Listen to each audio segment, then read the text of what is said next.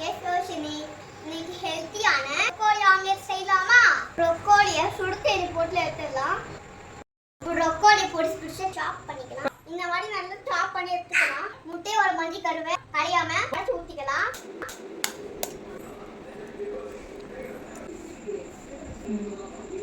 இந்த மாதிரி மஞ்சள் கருவை தனியா எடுத்து வச்சுப்போம். இந்த வெள்ளை கருவில் ப்ரோக்கோலி கொட்டிக்கலாம். ஆனியன் போட்டுக்கலாம். பச்சை மிளகாய் போட்டுக்கலாம். கொத்தமல்லி போட்டுக்கலாம். தேவையான அளவுக்கு உப்பு போட்டுக்கலாம். பெப்பர் போட்டுக்கலாம்.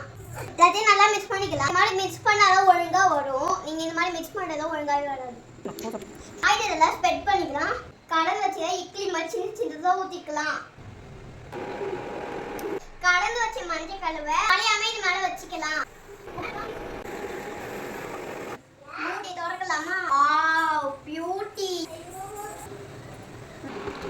ப்ரோக்கோலி ஆம்லெட் ரெடி ஆயிடுச்சு. இந்த வீடியோ பிடிச்சிருந்தா மறக்காம லைக் பண்ணுங்க.